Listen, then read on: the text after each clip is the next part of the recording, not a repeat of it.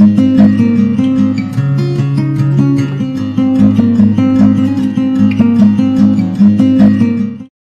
Friends, வணக்கம். Welcome to அனுபவம். நானும் இன்றைக்கி ஒரு ஹெல்த்தியான ஒரு ரசம் செய்ய போகிறோங்க. இது வந்து தூதுவளை.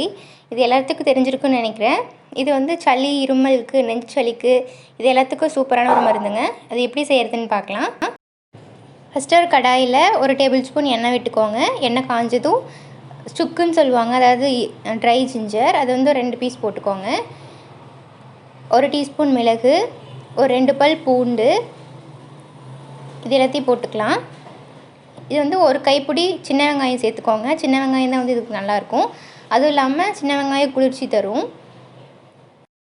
இதில் சேர்த்துக்கிற மிளகு, பூண்டு, அந்த இஞ்சி இது எல்லாமே வந்து சூடுங்க. அதுக்கு பதிலாக தான், அதுக்கு ஈக்குவல் பண்ணுறதுக்காக தான் வந்து நம்ம சின்ன வெங்காயம் நிறைய சேர்த்துக்கிறோம். இப்போ கொஞ்சம் கருவேப்பிலை சேர்த்துக்கலாம். இது வந்து என் குழந்தைக்கு பண்ணுறதுனால கம்மியான அளவில் மிளகெல்லாம் போட்டிருக்குறேங்க. பெரியவங்க சாப்பிட்றதா இருந்தால் நம்ம சுக்கும் மிளகும் வந்து அதிகமாக சேர்த்துக்கலாம், நல்லாயிருக்கும்.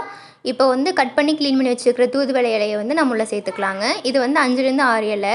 இங்கே வந்து பெரிய இலையாக தாங்க இருக்குது வியட்நாமில். நம்ம ஊரில் குட்டி குட்டி இலையாக தான் நான் பார்த்துருக்குறேன். நீங்கள் உங்களுக்கு தேவையான அளவுக்கு நீங்கள் போட்டுக்கோங்க. போட்டுட்டு 2 நிமிஷம் நல்லா வதக்கிக்கலாம்.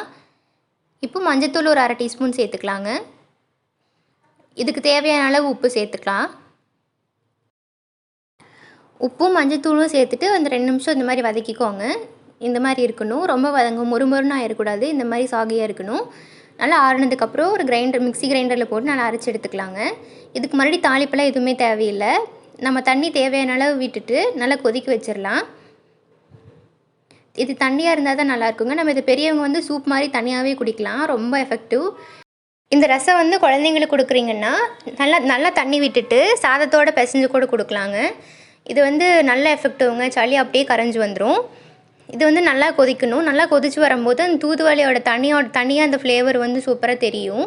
அந்தளவுக்கு கொதிக்கட்டும். இப்போ பாருங்கள், இந்த அளவுக்கு கொதிச்சதுக்கப்புறமா நம்ம ஆஃப் பண்ணிடலாம். ஆஃப் பண்ணிவிட்டு நம்ம பெரியவங்களுக்கு வந்து சூடாக சாப்பிட்லாம், நல்லாவே இருக்கும். நீங்கள் இது கண்டிப்பாக ட்ரை பண்ணுங்கள்.